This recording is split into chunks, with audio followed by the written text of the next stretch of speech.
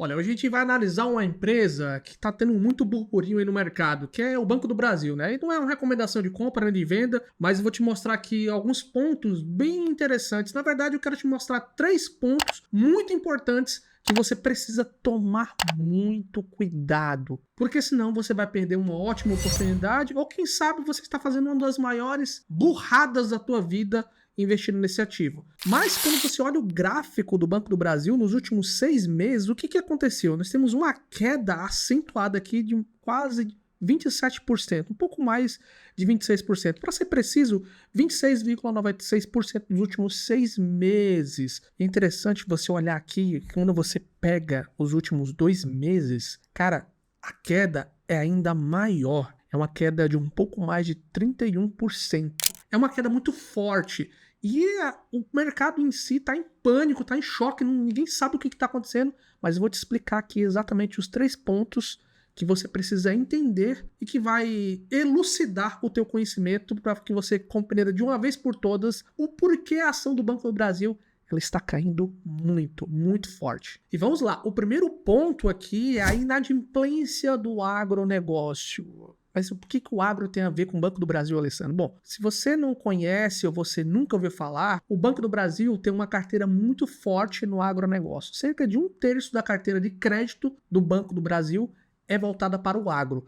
E esse detalhe você precisa compreender porque isso faz uma diferença muito grande na hora de você investir o teu dinheiro. Porque quando você olha aqui para o gráfico, esse gráfico, o que ele mostra? Ele mostra uma inadimplência nos últimos 30 dias. Ele teve um salto de 3,74 para 4,11. E quando você olha a inadimplência dos últimos 90 dias, ele teve um salto de 2,45 para 3,04. E é um salto bem significativo, porque quando você olha isso, você vê, cara, a inadimplência ela está avançando, ela está seguindo com muita força dentro da carteira de crédito do Banco do Brasil. E essa inadimplência é muito voltada, esse gráfico é muito voltado para a carteira do agro. Lembra que o agro ele tem uma porcentagem significativa dentro do crédito do Banco do Brasil. Agora, quando você olha esse gráfico, ele está englobando aqui toda a inadimplência e a cobertura do banco. Você vê que houve também um salto significativo nos últimos 30 dias. Ele saiu de 4,64 para 5,53. É um salto bem significativo. Então o mercado em si está assustado, ele está meio duvidoso do que pode acontecer com a carteira do Banco do Brasil.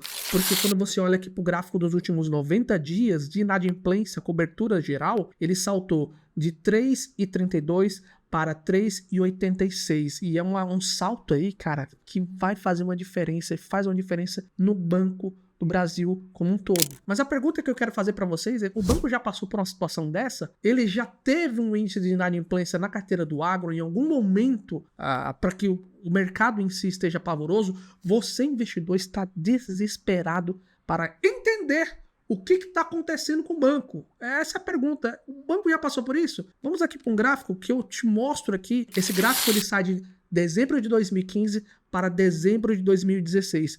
É literalmente uma volta aqui onde o banco ele estava passando por um problema similar na carteira do agro. E você vê que aqui ele sai de 3,58, ele começa a baixar para 3,29. Mas você vê a crescente lá de dezembro de 2025, a inadimplência estava em 2,23, subiu para 2,59, 3,26, 3,50 e começou a reduzir. Ou seja, existe um padrão aí que está acontecendo na carteira do agro que, consequentemente, está impactando o banco, mas que sempre aconteceu. Em algum momento, isso aconteceu. E isso faz com que matérias como essa, onde o Banco do Brasil ele terá a pior rentabilidade em quase uma década no segundo trimestre de 2025, prevê o Goldman Sachs. Então você prestou atenção nessa matéria, nessa headline que está dizendo agora? Ele está dizendo que o banco terá uma pior rentabilidade em quase uma década no segundo trimestre. Ou seja, isso já aconteceu em algum momento. E o banco já passou por essa dificuldade. Então cabe você entender de fato se esse tipo de acontecimento faz parte do teu perfil de investidor. Por que eu estou dizendo isso? Porque o setor do agro, ele de algum momento vai passar por essa situação e você precisa estar ciente e apto para entender que isso é normal. Isso sempre vai acontecer. Claro que você precisa, de alguma forma, sempre estar acompanhando Os relatórios trimestrais, eles são extremamente importantes. Os investidores que não analisam o relatório trimestral das suas ações, dos seus ativos que você compra, não é considerado investidor, é um especulador. Se você está nessa linha, você precisa mudar radicalmente. E eu estou trazendo esse conteúdo para te mostrar, para te ajudar a elucidar esse pensamento. Ponto número 2, que é um ponto muito importante, é um ponto que as pessoas ainda têm dúvida, que eu já falei nesse canal e que não faz muito tempo. Tem um vídeo aqui no canal onde eu explico exatamente o que é esse segundo ponto. Esse segundo ponto é a resolução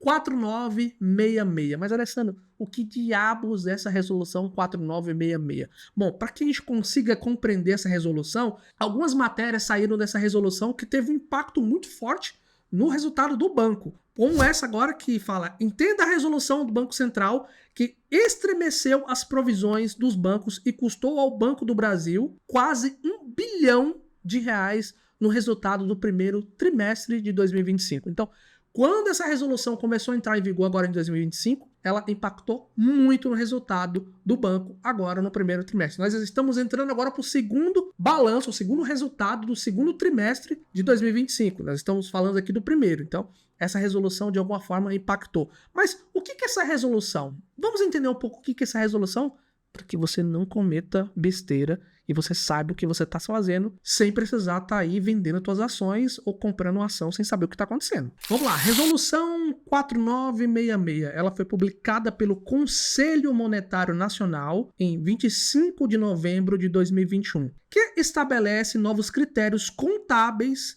para os instrumentos financeiros aplicáveis a instituições financeiras e outras autorizadas pelo Banco Central do Brasil, com o objetivo muito claro de alinhar as práticas brasileiras às normas internacionais e aprimorar a transparência e a análise de risco. Alessandro, você falou muito e eu não compreendi nada. Tá bom. Essa resolução, de uma forma muito simplista, eu vou trazer aqui de uma forma bem lúdica para você não perder nunca mais o conceito dela. O que acontece? Digamos que o banco tem uma caixa de brinquedo. Essa caixa de brinquedo grande, e ele tem todo tipo de brinquedo nessa caixa. Brinquedo velho, brinquedo novo, quebrado, que precisa de algum tipo de manutenção. Enfim, ele tem todo tipo de brinquedo.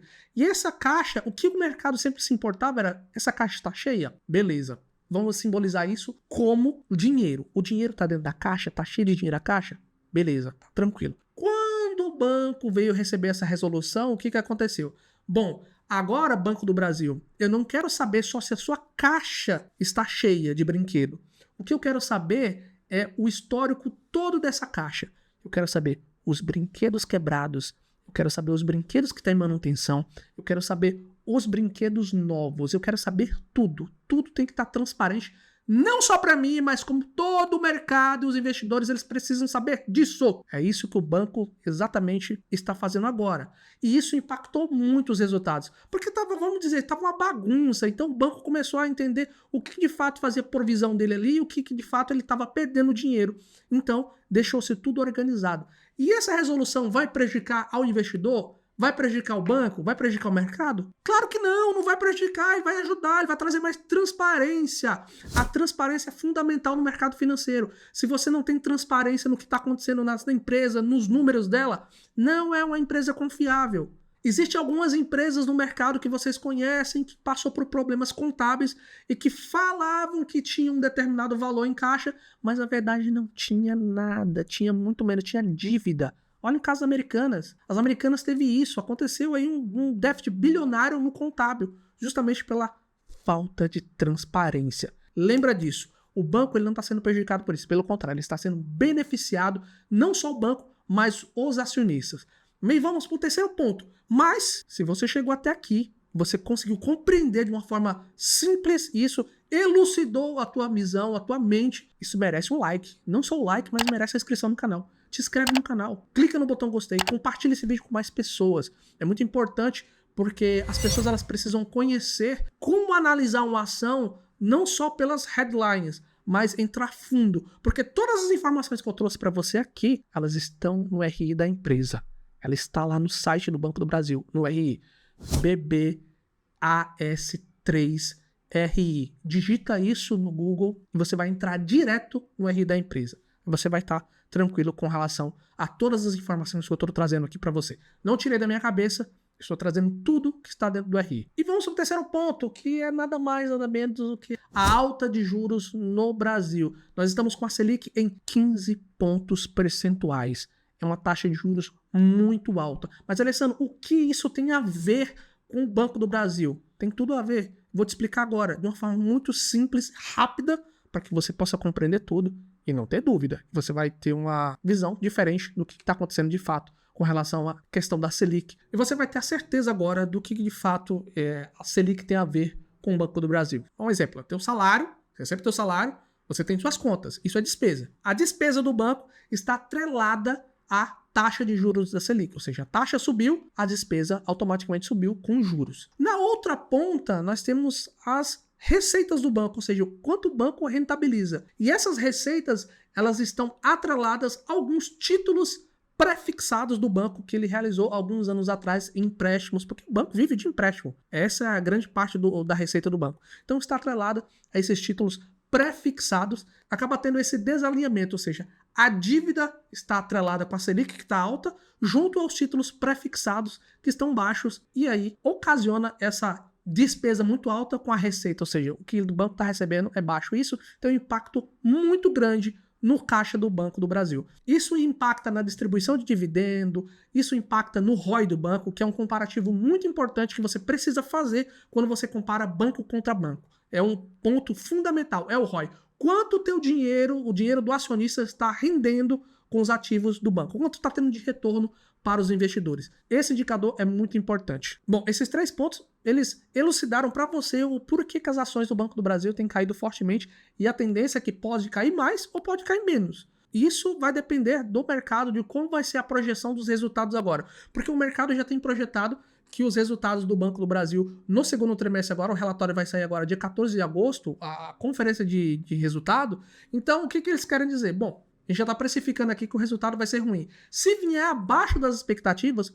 pode ser que caia muito mais as ações do Banco do Brasil. Pode chegar a 16 a ação, 17, 18, não sei. Pode ser que aconteça, pode ser que não, pode ser que venha o esperado. Lembra que o mercado financeiro ele sempre trabalha com futuro, ele nunca trabalha com presente, trabalha sempre com futuro. Então ele já está prevendo o que vai acontecer com as ações do banco. Se não acontecer, beleza, vai seguir no mesmo ritmo, mas se vier pior, vai vir uma correção aí do mercado na cotação como um todo. Mas quando você olha para o teu perfil de investidor, o porquê que eu, Alessandro, estou comprando, não só na minha carteira pública aqui do canal, eu tenho um quadro Viver Dividendos, vou deixar um card aqui do Viver Dividendos para você olhar e entender de fato que o que eu estou fazendo com o meu dinheiro de forma pública. E também eu tenho uma carteira particular e com certeza o Banco do Brasil está alinhado com o meu perfil de investidor. Porque quando eu olho aqui para o banco, eu tenho um PL de 5,33, um P sobre VP de 0,64. Para você ter uma ideia que o P sobre VP ele tá tão assim fora do comum, vou dar um exemplo. Você pega a gestão do Banco do Brasil,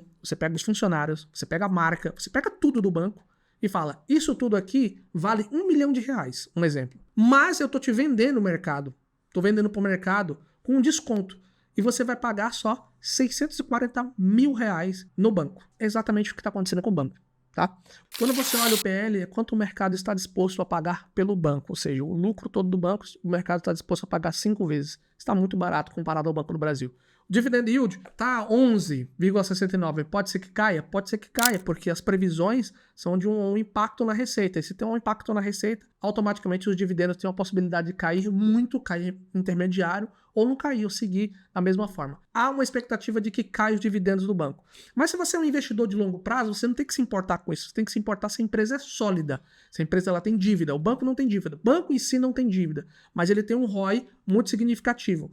Claro, existem os bancos privados que têm um ROI melhor do que o Banco do Brasil, mas não vem ao caso porque o Banco do Brasil ele está passando por uma situação, digamos que um pouco delicada no sentido aí da sua carteira de crédito, tá? Bom, se esse vídeo ele te ajudou a você entender o que está acontecendo com as ações do Banco do Brasil, o que eu vou pedir? Para que você se inscreva no canal, clique no botão gostei e compartilhe esse vídeo com mais pessoas. Eu vou começar a trazer mais vídeos aqui, analisando ações de alguma forma aí para tentar ajudar vocês nessa jornada de investidor. Lembra-se sempre que quando você compra uma ação, você sempre tem que buscar o longo prazo, nunca o curto prazo. Quem busca o curto prazo, ele está fadado a perder muito dinheiro. Eu vou ficando por aqui, te desejo bons investimentos e até a próxima. Tchau, tchau.